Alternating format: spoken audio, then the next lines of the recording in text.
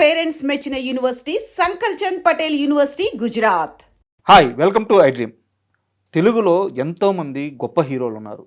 ఎన్టీఆర్, ఏఎన్ఆర్, కృష్ణ గారు, ఇలా తెలుగు సినిమా తొలినాళ్ళలో తెలుగు సినిమాని చేయబట్టుకొని నడిపించిన స్టార్ హీరోలు వీరంతా. అయితే వీరందరిలో శోభన్ బాబు గారిది మాత్రం చాలా ప్రత్యేకమైన స్థానం. ఆంధ్రుల అందగాడిగా మహిళా లోకాన్ని తన వైపు తిప్పుకొని సినీ నీరాజనాలు అందుకున్న సూపర్ స్టార్ శోభన్ బాబు గారు. అయితే ఆయన మన మధ్య లేకపోవడం ఇప్పటికి 18 సంవత్సరాలు పూర్తయింది. అయినా కానీ ఆయనకి సంబంధించిన విశేషాలు, ఆయన సినిమా విశేషాలు ఇలా ఎప్పుడు విన్నా మనం అంటే ఒక రకంగా పులకించిపోతూ ఉంటాం. ఈ నేపథ్యంలో శోభన్ బాబు గారి గురించి, ఆయన సినీ విశేషాల గురించి మనకి తెలియజేయడానికి డైరెక్టర్, రైటర్ కనగాల జయకుమార్ గారు మనతో ఉన్నారు. ఆయన అడిగి అసలు శోభన్ బాబు గారి విశేషాలు మరికొన్ని తెలుసుకుందాం. హాయ్ సార్, నమస్తే. నమస్తే. ఇప్పుడు నేను ఇంట్రోలో చెప్పినట్టు శోభన్ బాబు గారి గురించి అంటే చాలాసార్లు చాలా విషయాలు కథలుగా వింటూ ఉంటాం. అయినా కానీ ఆయన మంచితనం, ఫైనాన్షియల్గా ఆయన చూపించిన క్రమశిక్షణ అండ్ అలాగే ఆయన చేసిన సినిమాలు, ఆయన మహిళా ప్రేక్షకుల్లో ఆయనకున్న క్రేజు, ఇవన్నీ ఎన్నిసార్లు విన్నా తనివి తీరదు అనమాట. అవునండి. సో మీరు డైరెక్టరు, రైటరు, కొన్ని దశాబ్దాల పాటు ఇండస్ట్రీతో ట్రావెల్ అయ్యారు. సో శోభన్ బాబు గారితో మీకున్న పరిచయం, అసోసియేషను, ఆ ట్రావెల్ గురించి కాస్త చెప్తారు? తప్పకుండా అండి. శోభన్ బాబు గారు అంటే నాకు కూడా చాలా ఇష్టం. సార్ ఆయనతో 3 సినిమాలు పనిచేశాను. సార్ శోభన్ బాబు గారు అంటే అసలు ఇష్టం లేని ఎవరుంటారు? అందగాడు, చాలా మంచి మనిషి, సార్ చాలా క్రమశిక్షణ ఉన్న మనిషి. నేను అప్రెంటిస్గా ఎన్టీ రామారావు గారి సినిమా నిండు దంపతులకు జాయిన్ అయ్యానండి. సార్ అందులో బాలయ్య గారు యాక్ట్ చేస్తున్నారు. ఇంజనీర్, ఆర్టిస్ట్, ప్రొడ్యూసర్ బాలయ్య గారు. ఆయనేమో విశ్వనాథ్ గారితో సినిమా చేస్తున్నారు. ఓకే. సో కాస్త హుషారుగా బిగినింగ్లో చాలా హుషారుగా యాక్టివ్గా పనిచేయటం గమనించారు. గమనించి, అబ్బాయి నువ్వు మేము సినిమా తీస్తున్నాము, నువ్వు అక్కడికి వచ్చాయి అని అన్నారు. అదేంటి? శోభన్ బాబు గారితో సినిమా. ఆ సినిమా పేరు చెల్లెలి కాపురం అనమాట. అబ్బో. సరే, రామారావు గారితో అప్రెంటిస్ సినిమా అయిపోయిన తర్వాత చెల్లెలి కాపురం సినిమాకి అసిస్టెంట్ డైరెక్టర్ని సార్ నేను. సార్ 100 రూపాయలు జీతం. తర్వాత షూటింగ్ ఉంటే 2 రూపాయలు బయట.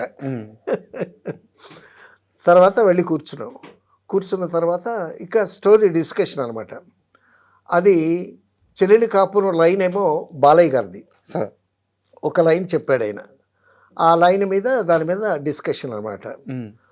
సో అదేంటంటే కొంచెం క్లాసికల్ సబ్జెక్టు. సార్ అందులో శోభన్ బాబు గారు ఒక మంచి రచయిత. తర్వాత రూపానికి మాత్రం నల్లగా ఉంటాడు. సో బ్లాక్ మేకప్ వేసుకోవాలి ఆయన. అప్పటికే ఆయన సక్సెస్ఫుల్ హీరోగా ఉన్నాడు. ఆ బ్లాక్ మేకప్ వేసుకోవటానికి ఆయన ఒప్పుకోవటం చాలా గొప్ప విషయం అది. సార్ పక్కనేమో వాణిశ్రీ, చాలా అందగత్తే, బ్రహ్మాండమైన డాన్సరు. సో ఆ కథ స్టోరీ డిస్కషన్ అనమాట. డిస్కషన్ జరుగుతూ ఉంటే, ఏంటి శోభన్ బాబు గారికి డార్క్ మేకప్ ఏంటి అని అనుకునేవాళ్ళం మేము.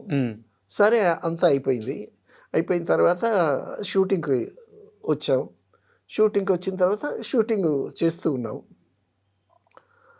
చాలా సోబర్గా, చాలా కామ్గా, చాలా జెంటిల్గా ఉండేటటువంటి ఎక్స్ప్రెషన్స్ అవి.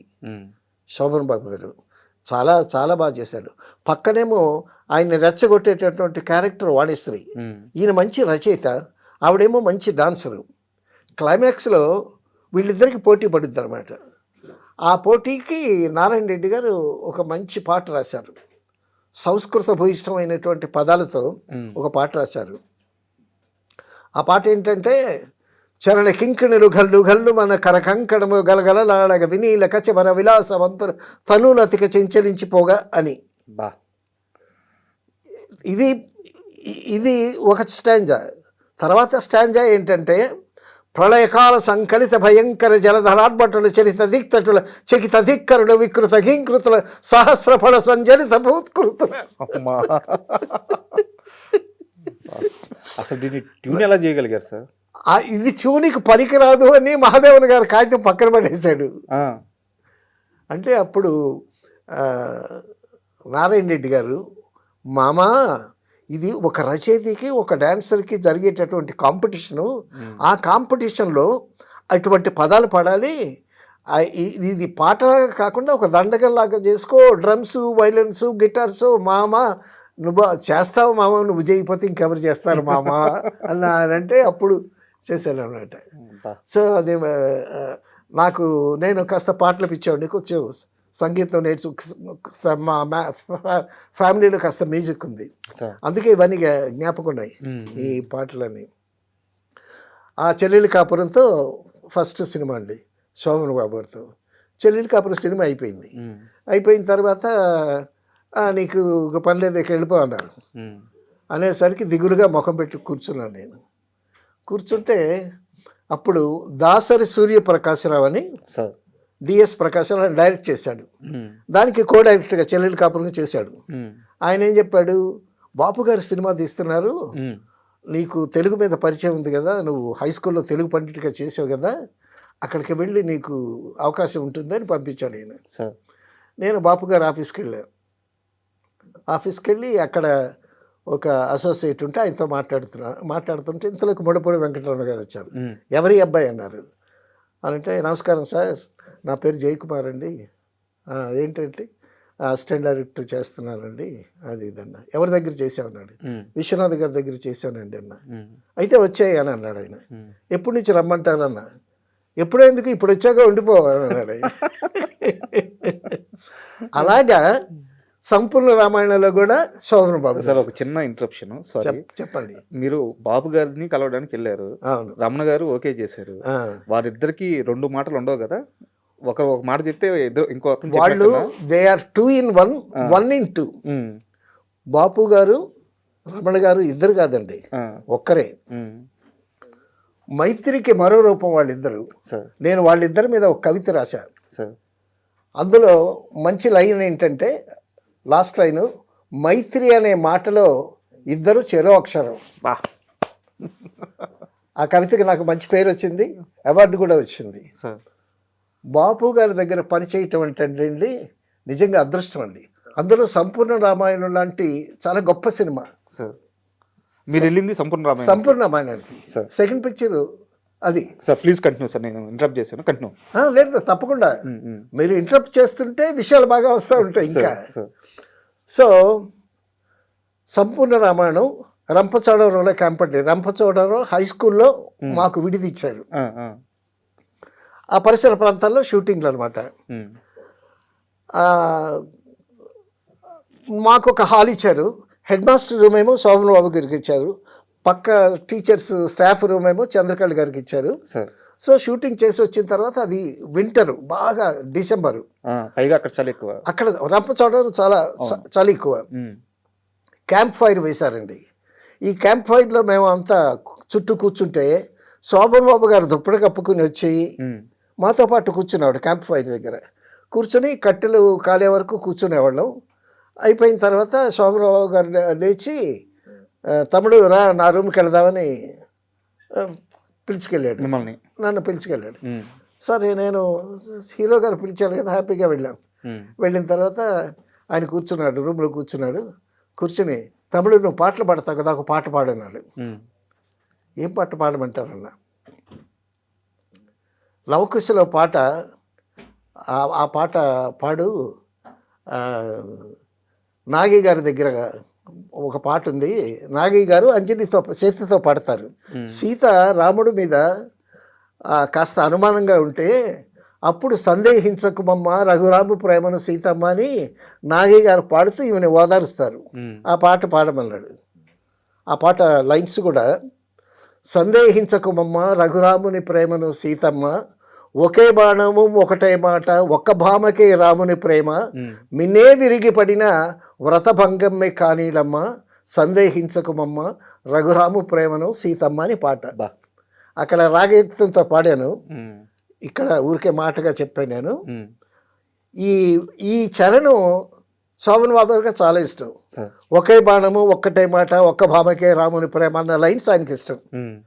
ఆయన జీవితం అంతా అలాగే బతికాడు. సరే అయిపోయింది, ఆ పాట అయిపోయింది. మరొక పాట పాడమన్నాను. ఏం పాడమంటారన్న, ఉమ్. మళ్ళీ అదే పాడన్నాడు. ఉమ్. అలాగే 3 సార్లు పాడించుకున్నాడు ఆయన. ఆ, అంత ఇష్టం ఆయనకి. సార్. అయిపోయిన తర్వాత నేను వచ్చేసాను. రోజు షూటింగ్ చేయటం, క్యాంప్ ఫైర్ కూర్చోవటం, ఉమ్. శోభన్ బాబు గారు నన్ను రూమ్కి తీసుకువెళ్ళటం, సార్. పాటలు పాడమంటాం. అబ్బా, శోభన్ బాబు గారు హీరో, అందగాడు, ఆ? అసలు నేనంటే ఎంత ఇది, నేనంటే ఎంత ప్రేమ, అది ఇది అనుకుని పొంగిపోతూ ఉండేవాడిని. ఏమన్నా ట్విస్ట్ ఉందా ఏంది దీంట్లో?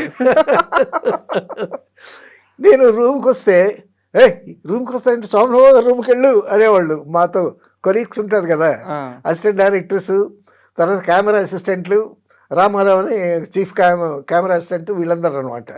అంటే నేను శోభన్ బాబు గారి రూమ్లో ఎక్కువసేపు ఉంటున్నాను వీళ్ళ. ఆ. అలాగా అసలు ఏంటి ఇంత ప్రేమ శోభన్ బాబు గారికి నా మీద అని తర్వాత తెలిసింది ఏంటంటే విషయం, ఉమ్, ఉమ్. పక్క రూమ్లో చంద్రకళ ఉంది కదా, ఆ. చంద్రకళ ఈ రూమ్కి వచ్చేసేదంట ఆయనతో కబుర్లు చెప్పడానికి. కబుర్లు చెప్పుకోవటానికి. ఆ, ఇప్పుడు ఆయనకి కాలక్షేపానికి క్యాంప్ ఫైర్ దగ్గరికి వచ్చాడు, నన్ను తీసుకెళ్ళేవాడు, పాటలు పాడించుకున్నాడు. మరి ఆవిడకి మాట్లాడడానికి ఒక మనిషి కావాలి కదా, and she a girl. Sir. తర్వాత ఆ రేంజ్తో పాటే శోభనబాబుతో ఏదో కబుర్లు చెప్పుకోవటానికి రావటం చేసి ఉండేదేమో. ఉమ్. సో ఆవిడ రావటం ఈయనకి ఇది ఇబ్బంది కలిగి, సో నన్ను తీసుకెళ్ళేవాడు అనమాట. ఓకే. ఆ విధంగా శోభన్ బాబు గారితో సంపూర్ణ రామాయణంలో పరిచయం. ఉమ్. తర్వాత సంపూర్ణ రామాయణం శోభన బాబు గారితో అనుభవాలు చెప్పాలంటే అది ఒక పెద్ద ఎపిసోడ్. ఇది వేరే మరొకసారి సార్. చెప్పుకోవాల్సినటువంటి విషయం. అయితే సంపూర్ణ రామాయణానికి సంబంధించిన ఒక చిన్న అంశం ఇది ఒక్కటే అడుగుతాను, తర్వాత ఇంకా మిగతా విషయాలు మాట్లాడుకుందాం. చెప్పండి. సంపూర్ణ రామాయణం రిలీజ్ అయిన తర్వాత ఆ, ఫస్ట్ 2 వారాలు అవునవును, అంతగా మంచి టాక్ రాలేదు, ఓపెనింగ్స్ కూడా లేవు. లేవు. అయితే ఒకానొక రోజు మీ దగ్గర అయితే సోహన్ బాబు గారు ఏడవలేదు కానీ ఏడ్చినంత బాధపడ్డారు అని తెలిసింది. అవునవును. ఆ సందర్భం గురించి కాస్త చెప్పండి సార్. సంపూర్ణ రామాయణం అయిపోయిందండి. అయిపోయిన తర్వాత ఒక గ్యాప్ వచ్చింది, నెక్స్ట్ సినిమాకి గ్యాప్ వచ్చింది నాకు. ఉమ్. నేను నడుచుకుంటూ పాండి బజార్ వెళ్తున్నా సార్. భోజనానికి. ఇంతలోకి ఫియట్ కార్ ఒకటి వచ్చి ముందుకు వెళ్ళి ఆగి వెనక్కి వచ్చింది. ఉమ్. ఎవరైనా చూస్తే శోభన్ బాబు గారు లోపల. ఉమ్. తమ్ముడు ఎక్కడికి వెళ్తున్నావు అన్నాడు. భోజనానికి వెళ్తున్నానండి పాండి బజార్. కూర్చో, నేను డ్రాప్ చేస్తాను పాండి బజార్ అన్నాడు. కూర్చున్నానండి. కూర్చుంటే శోభన్ బాబు గారు చాలా డల్గా, ఉమ్. ఏం తమ్ముడు సినిమా అంత కష్టపడి చేశాము, బాగలేదంట, కలెక్షన్స్ బాగలేవంట, ఉమ్. ఏంటి విషయం ఏమన్నా అని అంటే, అవును సార్ కలెక్షన్స్ బాగలేవు, ఏమన్నా పుంజుకుంటుందేమో అది ఇదని చెప్పాను నేను. సో ప్రొడ్యూసరు, డైరెక్టరు, ముళ్ళపూడి వెంకటరమణులు, బాబు గారు, స్టాఫ్ అందరూ చాలా దిగులుగానే ఉన్నారు. ఉమ్. అందులో ఈయన ప్రధాన వ్యక్తి కదా, హీరో కదా, అందులో శ్రీరాముడు వేషం వేయటం జీవితంలో ప్రతిసారి దొరికే అవకాశం కాదు అది. డెఫినెట్గా సరే అంత డల్గా విచారంగా మాట్లాడాడు ఆయన. మాట్లాడిన తర్వాత నన్ను డ్రాప్ చేశాడు, ఆయన వెళ్ళిపోయాడు. వెళ్ళిపోయిన తర్వాత 3rd వీక్ నుంచి అందుకుందండి సినిమా. బ్రహ్మాండంగా ఆడింది. అందులో రాముడుగా శోభన్ బాబు గెటప్, తర్వాత ఆ మెజెస్ట్రీ, రాముడికి ఉండాల్సినటువంటి ఆ ప్రసన్న వదనం చాలా అద్భుతంగా ఉందిలేండి.